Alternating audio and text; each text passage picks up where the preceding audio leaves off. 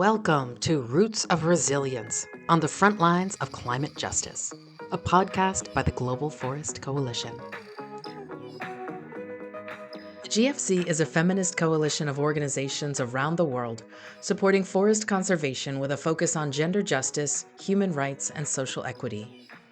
In Roots of Resilience, we talk with coalition members and allies about what they're doing to advance real solutions to climate change and forest loss. In today's episode, you'll hear host Chithira Vijayakumar interview 3 GFC team members who are doing important work in the defense of forests.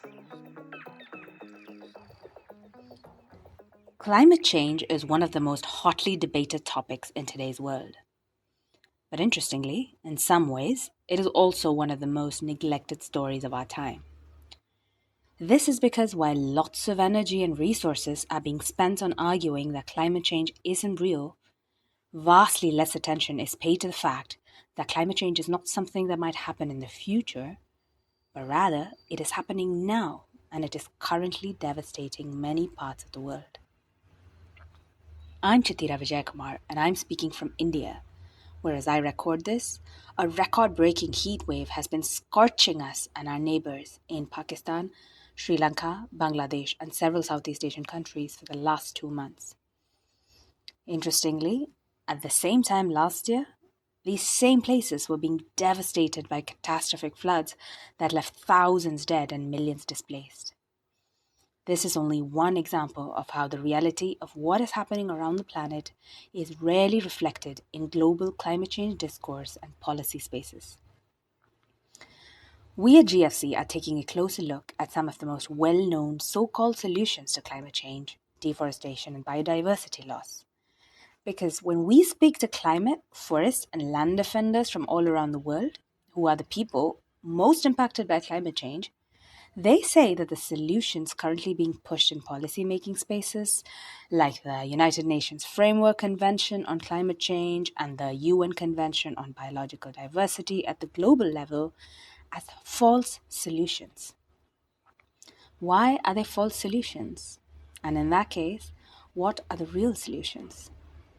In this episode, we are going to meet 3 experts who have decades of experience in climate change policy, advocacy, and organizing. First, we will go to Togo to meet Kwami Kpondzo. Could you tell us a little bit about where you're coming to us from today and what it looks like around you? Thank you, Chithira. I'm joined from Lomé, Togo, West Africa. I'm right now in my office. The sun is up, bright, very bright. Kwami coordinates the Global Forest Coalition's Extractive Industries, Tourism and Infrastructure campaign. He is also the executive director of the Center for Environmental Justice in Togo, which is a non-profit which fights for environmental, social, and gender justice. They help defend the rights of communities whose livelihoods and ways of life are being threatened by climate change. Could you tell us a little bit about some of the false solutions that are particularly affecting your region? In Africa, the first solutions that we are facing, it mostly is plantations, offsetting, and they are very much impacting communities. If I may start with plantations, we have industrial plantations, we have monoculture plantations like eucalyptus, where some companies come to take land in Mozambique, for instance. We have Portucel that conducting economic activity there with a huge amount of land with eucalyptus, destroying livelihoods of communities. As I said, eucalyptus is a dangerous species that withdraw water in the soil, and the space where communities used to have agriculture is being taken by the company. That is first. Second, displacement.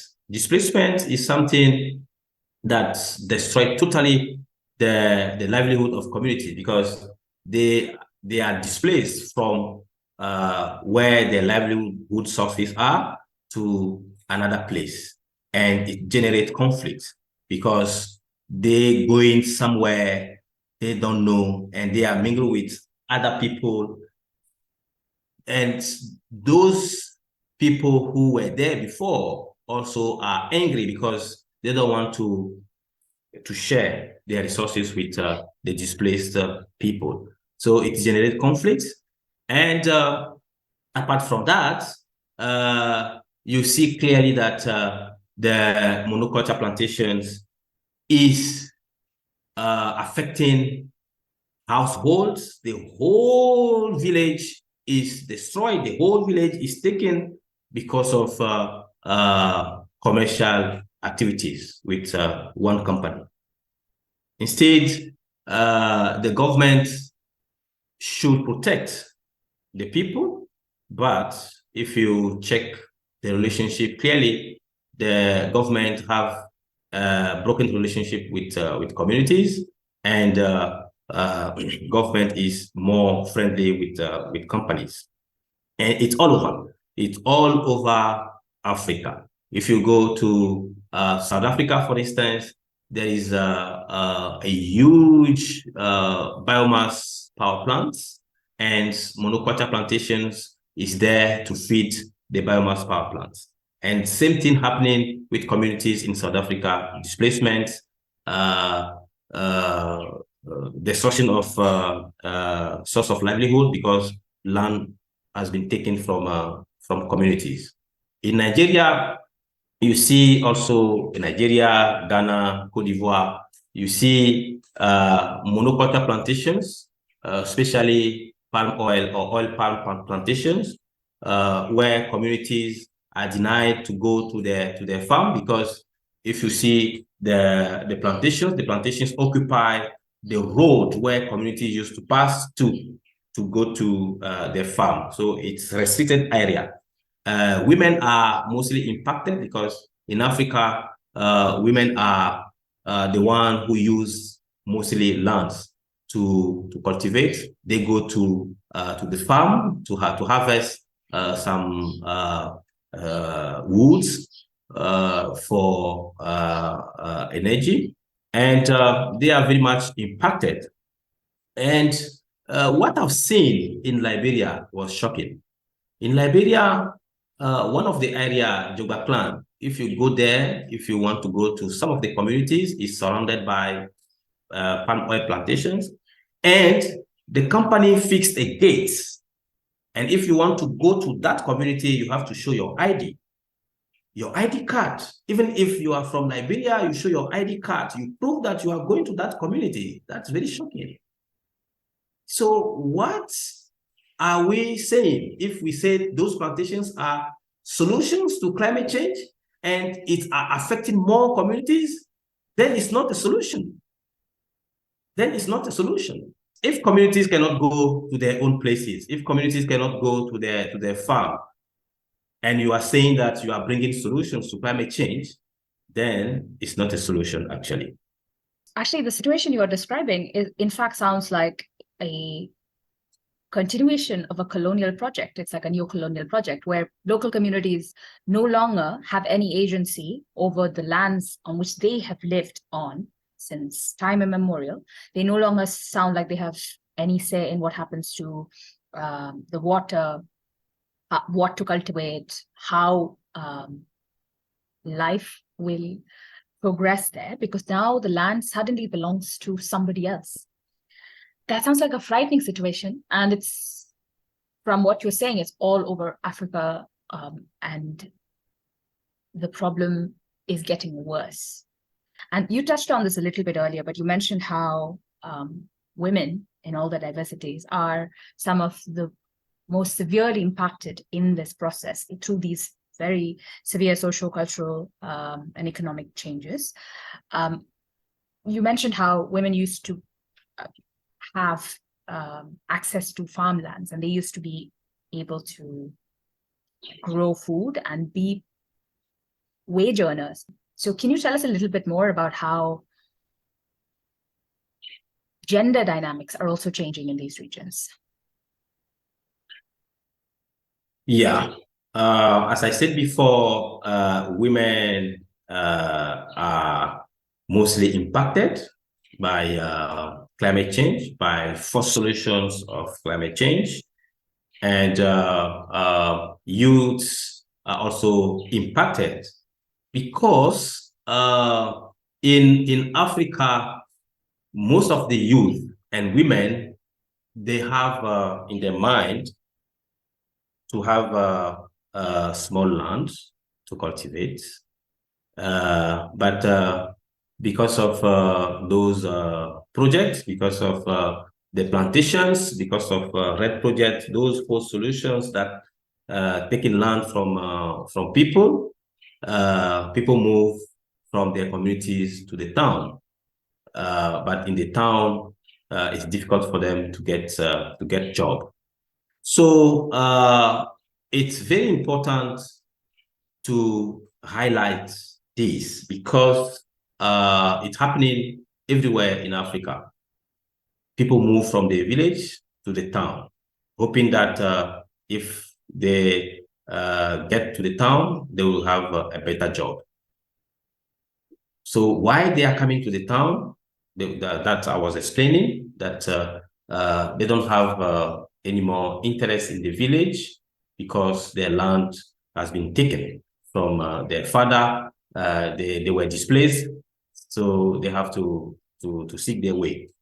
So having that said, even in the villages where those projects are happening, those forced solutions projects are happening, you see clearly that women are left behind because men are the one mostly picked by the company to work.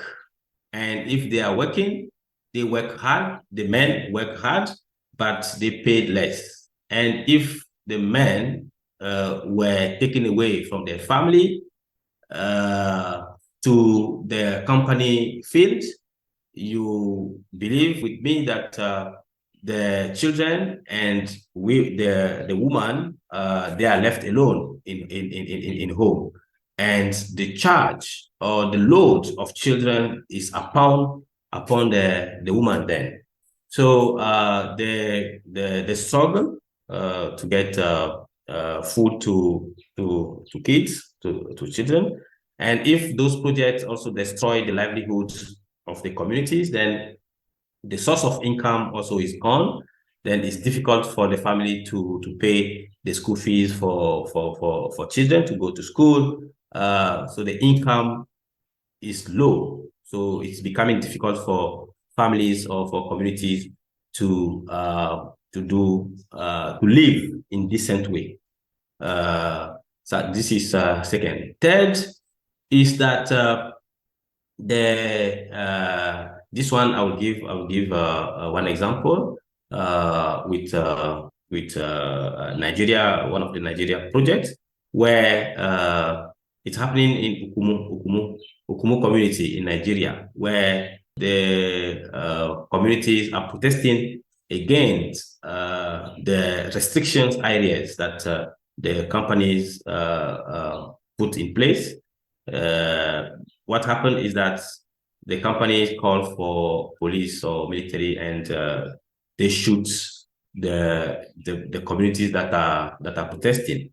That is the situation in Africa with those forced solutions. The description you gave is very important because a lot of the times when we hear the word plantation, we don't realize what it really means is the mobilizing the state power, all of the state's power, including often the military or the police or other paramilitary forces, against indigenous peoples and small communities, local communities. Often the word plantation is not equivalent. We don't equate that with this this sort of machinery that is being, like you said, used against the people. But that's the reality, is what I'm hearing from your response. So this leads really nicely to the next question, which is, so far we've sort of been talking in the abstract. We say, this plantation or this false solution project sort of just appeared in these communities. But who are these people, and what is the machinery that enables these false solutions? Where do they start? Who are some of the people behind it? Who are some of the organizations behind it?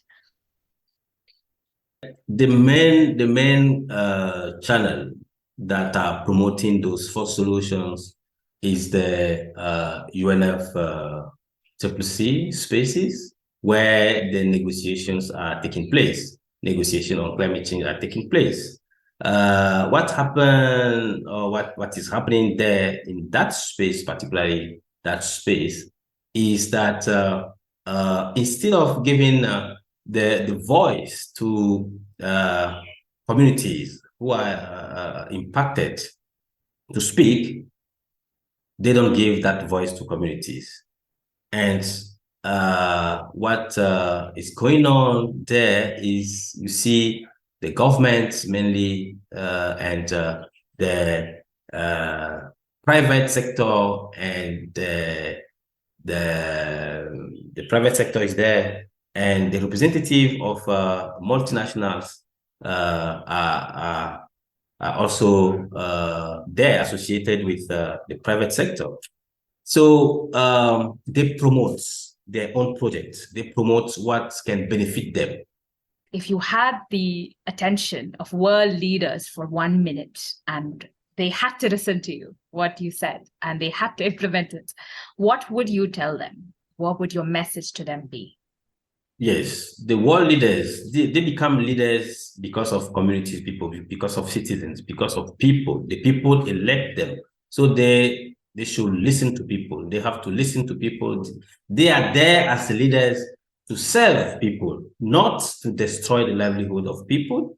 So what I'm telling them now is to hear what people are saying. We don't want to sell our land. We don't want to sell our forests. We want to live in harmony with nature. So leaders should hear that. Collective interest is better than individual interest. So leaders, please, we elect you to be there to serve the collective interest, not only your pockets, but please hear our voices, hear us as we are speaking. We don't want to sell our land. We want a better life. We want to live in healthy environments. That is my message to the leaders. Thank you, Chithira. Thank you so much, Kwami, for sharing your ideas and experiences with us today. Now, listeners, we're going to take you to a different continent to meet Souparna Lahiri, who is joining us from Calcutta in India. Souparna is the Senior Climate and Biodiversity Policy Advisor for GFC. Souparna, I've heard you speak in earlier instances about the need to demystify the concept of false solutions. Could you tell us a little bit about why that is important? You know, Chithira, nowadays there is so much confusion around this term called false solutions. And I really feel for those people, the frontline communities who are affected by climate change, and every day they are looking forward to a kind of how one can overcome this crisis, how one can look forward for a more certain future generations, and does not have to live a life like, oh, the next day it will be heavy rains. What will happen after that? A storm is coming. Right now in Calcutta, we have a storm or cyclone coming next week. What will happen then? What will be the impact of that storm? Or somewhere down in the US or somewhere down in Africa, a drought, a hurricane. Now, for this, the life is becoming very, very uncertain. And for those where you have their livelihood depending so much on land, what is there on the land, what is there on the water, how the climate is changing, what is the weather pattern, everything is now affecting those people who are in the front lines, who are the communities on the ground and their livelihood. And so this whole climate mitigation and the terminology is coming out of it, like false solutions, real solutions, zero, net zero. It's becoming increasingly confusing. And that's not good. We actually want to demystify and let the correct scenario, the correct terminologies reach with all its correct meaning to the right people. So at present, what I personally prefer, when I say what is a false solution to me, if you ask, I say that the IPCC in its report have clearly said that we are reaching the tipping point. We are very close to the tipping point, which is 1.5 degrees Celsius. And by 2030, we need to reduce our GHG emissions by half, 50%, to keep around 1.5 and not get over that tipping point. And so any solution, any climate action or solution that does not contribute to reduction of GHG emission by 50% by 2030 is a false solution to me today. One term that I've heard a lot, come up a lot in these discussions, is the term divestment. What can you tell us about this idea? Is it a solution? Is it a false solution? What is the story there? I think divestment has come out in terms of, specific sectoral issues, and it is being focused more towards the banking finance sector, like divest from from financing coal mining or thermal power plant, or divest from, right now the campaign is going on, from factory farming, or divest from financing something else. What we are kind of trying to tell now, and this will be our main focus while going into bond, is divestment from false solutions, which essentially means that any public finance that promotes in any way a false solutions needs to be divested, needs to be stopped. So divest from promoting false solutions. Because in climate finance, as you know, the climate finance is something which we are struggling for almost the last 15 years. I can refer to that $100 billion pledge of climate finance from the developed north to the south, which has not materialized. And now we are hearing that, there wouldn't be enough climate finance if the private sector or the private finance does not add up to it. But we know that the public finance has been used both and hugely in the global north, and also in some of the middle income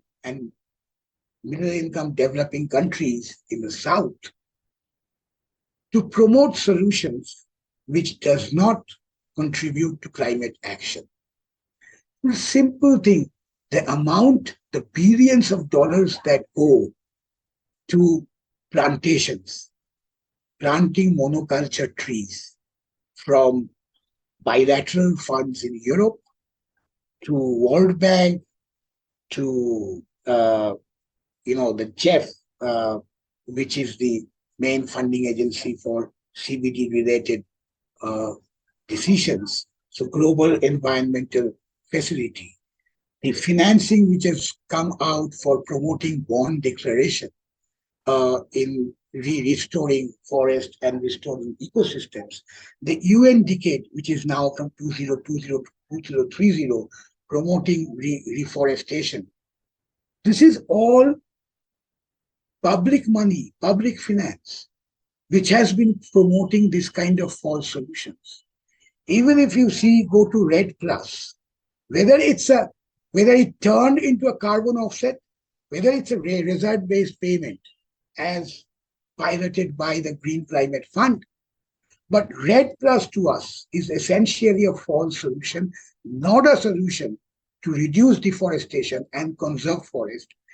And REDD+ readiness has been funded from Sweden, Norway, Germany, UK, France, a lot of these rich European nations for almost the last 12 to 13 years in Amazon, in tropical forests in Africa, in Southeast Asia. Now the Green Climate Fund is promoting REDD+, and the finance essentially is public finance. Then we have Green Climate Fund promoting plantations through private sector player like the Arboro Fund. And Arboro Fund, the Green Climate Fund has contributed 25% of the entire budgeted proposal as an equity just to de-risk the private finance that is coming into the Arboro Fund. And this is completely towards the false solutions. Another round of monoculture plantations contributing to timber harvesting, bioenergy. And so increasingly, we are seeing that public finance started promoting this kind of solutions. And now what they're saying, that add private sector to it, and private sector will never come, private finance will never come unless you de-risk through public finance. So public finance is guilty of promoting false solutions. And we just want to reiterate that in our campaign and say, divest public finance from false solutions. That makes a lot of sense, actually. So demanding a more comprehensive divestment than just divesting from individual, like divesting from fossil fuels, divest from, piecemeal divestments, but to divest from anything and everything that contributes to climate change, worsening climate change. Okay, that is loud and clear. When we say that there are false solutions, it implies that there are, of course, real solutions. Can you tell us, in your decades of experience, what is a real solution to climate change that you've seen that really sticks with you, that's really been a powerful response to the existing scenario? We say we are increasingly talking of real solutions, but it's not a very straightforward kind of a discourse when we say look towards real solutions, what the communities are doing, what the communities are thinking, how their traditional practices and traditional wisdom contribute to what they are today, how they are fighting climate change, how they are being resilient increasingly from the kind of impacts and effects of climate change. But you need enablers. Real solutions to some extent are practiced for centuries by the indigenous people. All that they do kind of contribute to real solutions.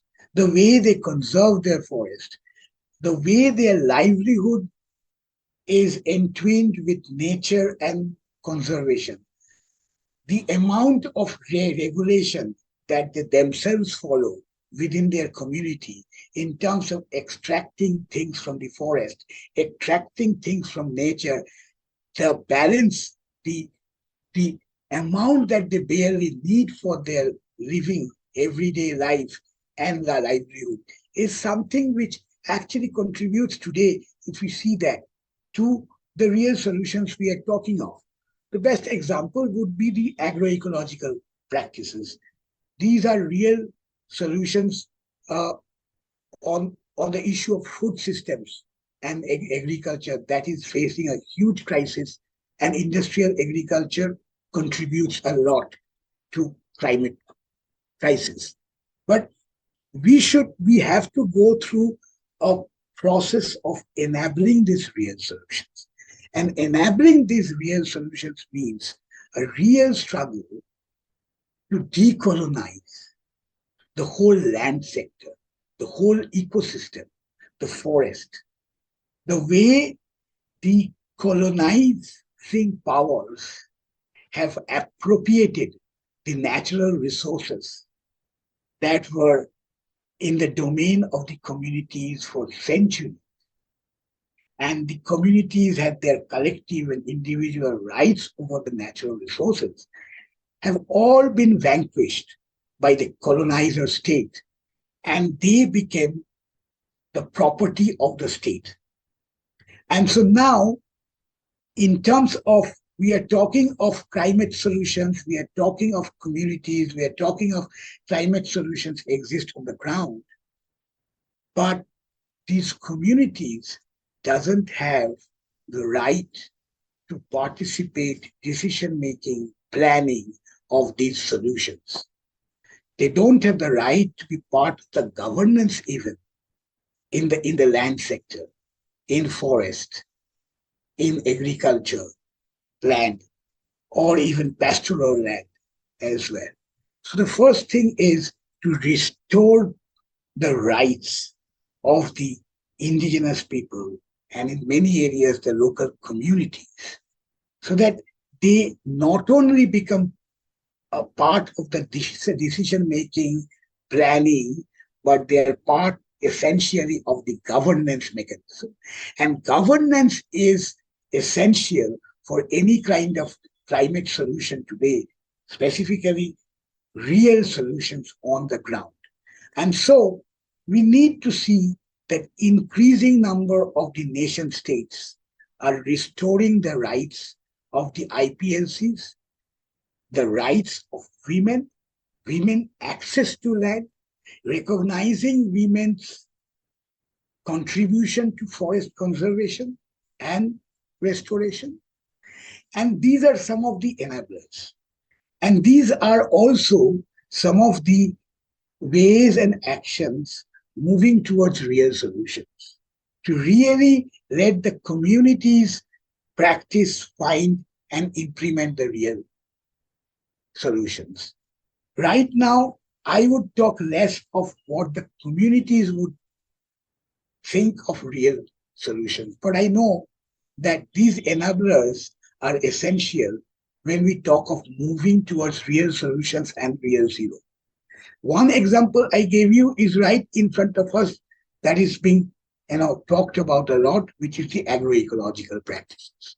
And then resilience, the climate resilience that the communities practice, and we are seeing it in front of us, how they are fighting climate change with resilience.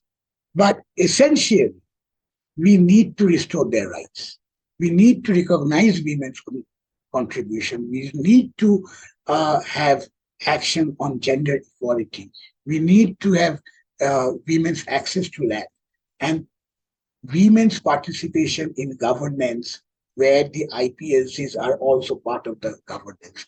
A self-governance mechanism of the IPLCs, and with a kind of a quorum or majority of dividing the share of governance between men and women, will be kind of enablers to move towards real solution.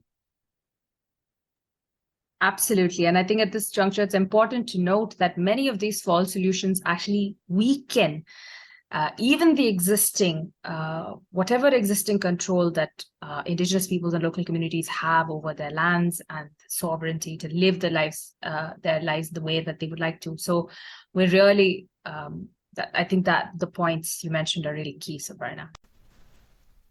Our final visit for this episode is to Andrea Echeverri, who's from Colombia. She's a feminist and environmental organizer and has dedicated the last 12 years of her life to environmental justice, mainly in Colombia and Latin America. Andrea is currently the coordinator of GFC's Unsustainable Livestock campaign. Andrea, hello and welcome to the pod. Could you tell us a little bit about how you approach the concept of false solutions to climate change in your work? Well, hi everyone. I'm really glad to say hello to everyone from Colombia. I live in a little village called Guarne that's nearby Medellin, the second main city from Colombia. We're located in the Andean mountain range, sorry. So we're surrounded by forests, what's left of them actually, with people who have really interesting connections with the land, and from a really beautiful place I'm talking to you right now. I get to see the birds, I get to see the forest, I get to listen to a little creek nearby. So I feel pretty connected with the topic that we're discussing right now. Well, I feel like when we're talking about climate crisis, we're not only talking really about climate. We're not talking only about emissions. We're talking of a symptom of a comprehensive crisis of a civilization model. That is, we have a water crisis, we have a food crisis, we have an environmental crisis, and we also have the climate crisis. So if everything's going wrong, basically, in our system, is because the system itself, it's not working. So we can't ask the system itself to solve the problems that it has caused itself. And when I'm talking about the system, I'm talking, that might sound cliche or something, but when I'm talking about the system, I'm talking about taking into account the main issues, the main causes of the state we're at, the state of, I don't know, of global panic because the world's going to an end, we're heading to the apocalypse of something, because you can hear sometimes things like that. But you can't just keep saying that we are all on the same ship and everything, because that is true. But there's also something that has to be taken into account, and that's the principle of common but differentiated responsibilities. That said, we can't blame someone who lives in the Colombian countryside or in the Peruvian countryside, a woman, an indigenous woman who is harvesting the land or everything, as we can blame the big polluters. And the big polluters basically incarnate the profound roots of this environmental and climate crisis. So that is the patriarchy, the colonialism, and the capitalism itself. So those features have made that in our narratives, in our imagination, we separate what is bonded in nature, what is in reality bonded. That is, like, I don't know, we have some differences and some, and we separate, I don't know, humankind from nature, women from men, emotion from thinking and everything. So that way of thinking has led to the solution that they are proposing. The people that incarnates capitalism, colonialism, and patriarchy. So they keep separating everything that is not really separated. So they try to face only one symptom of the problem. So the problems of climate change do not rely on nature itself. They rely on the ways that we are relating to nature. So the problem of that has been reduced to equivalent carbon is really a political problem of a political system. So the solution can be like that narrow. We have to discuss the relations between humankind and nature and between human groups. We can't tackle climate crisis if we don't take into account social and environmental injustices that also this climate crisis is deepening.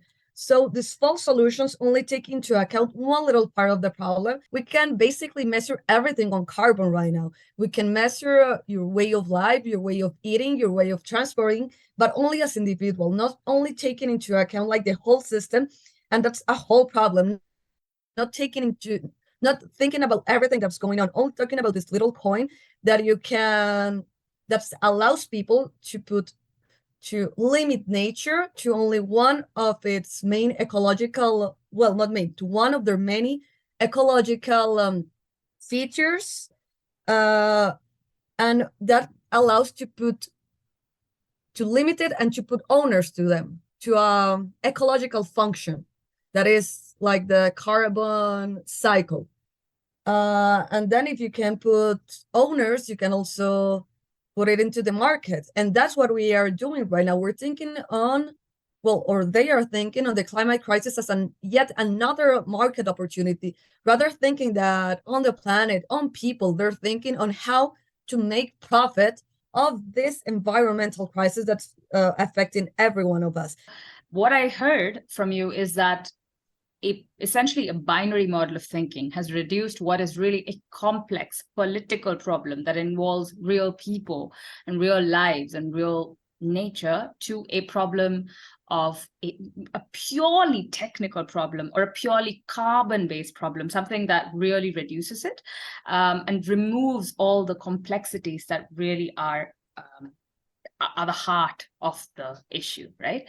So it also sounds to me like what you're saying is that the same people who benefit from not only the things that created the climate crisis and the environmental crisis and everything, the same people who benefit from that are benefiting also from these false solutions. So they're really in a win-win situation where the only losers, the only people who are losing out in all of these scenarios are the people, is wilderness, is life, is water, right? Is an interconnected way of living, really. How come the people that has created the problem is the one that is coming with this new solution? So women are really going on the front line for redefining the approach of the climate crisis. What are some of the ways in which women are being impacted by false solutions? Well, I feel like land tenure is one of the most important one, and there's also somehow like a political exclusion in their own communities, because when they dare to talk about false solutions, well, they're just being somehow mistreated, and they're being like not taken into account for the scenarios of discussion worldwide and everything. And I feel like there's a political affectation on women. There's also an economical affectation on women, but also, and this I have been told several times, there's like an indigenous women are really concerned about that because they feel like there is somehow like an spiritual erosion. And they know that the thing that has allowed indigenous communities to resist the colonizations after more than 500 years and keeping a lot of time their languages and their ways of life and everything has been their spiritual strength. But if they're starting to recognize themselves in, indigenous communities as carbon guardians, that's something that has never happened before, they feel like those spiritual values are being lost. And that threatens the like a really structural part of the community. Yeah, absolutely. And I think this is also why it's not just simply recognizing the political rights of communities, or the economic rights of communities, local communities is not enough. It is very vital to recognize the spiritual and religious rights, the rights that people have to live, to continue their ways of life, their traditional practices of life is vital to managing the climate crisis and, in fact, our environmental crisis, our economic crisis, all of it. Actually, this leads beautifully into my next question, which is, can you tell us a bit about how are people resisting these projects on the ground? What does resistance look like? This can be political resistance or cultural resistance, can be anything, but what are some of your favorite, what are some of the most powerful moments of resistance you witnessed or you read about that you'd like to talk to us about today?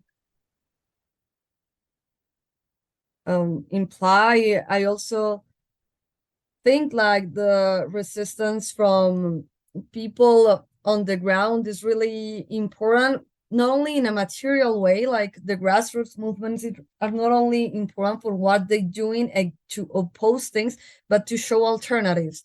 And like to show that it's possible to grow food without thinking on carbon, to take care of forests without thinking of money, taking care of the wild animal, the wilderness without thinking on money. I feel like that's also important when we talk about non-market solutions or non-markets approach. And in that way, I think that it's a moment to think in a really creative way. I mean, right now we need all the creativity of peoples, of women, of indigenous peoples, of local communities, of students, of researchers, of everyone worldwide, because we can all contribute to thinking ways of unraveling this whole mess, but also on proposing our ways. And people is doing so from art, people is doing so from research, people is doing so also, and I think that's really, really important, from this spiritual resistance and this gathering for, I don't know, of indigenous women, of indigenous people, just like to try and heal the planet. I feel like something really powerful, because we can't think of an irrationality without thinking that it has to be solid. And solid means also acknowledging the power of spirituality, the need that this indigenous community says to have the spirits on our side. I know that might somehow sound esoteric or something, but that's a way that people have resisted. There's an example here in Colombia where the UA community in the 90s danced for 45 days and nights, and the Occidental Petroleum Company that had been going and that had found oil in their sacred places just lost it. I mean, they had the studies and everything for the oil that they were going to extract, and then the oil got lost. So it might sound esoteric, but it is truly powerful, and it also helps to bond the communities that have been separated by these proposals of the system itself, of the patriarchy, of the capitalism, of the colonialism. So it helps bond communities. And I also feel like art is really important, because you have to understand something to act for something. You don't only have to have it in your mind, you also have to have it in your heart.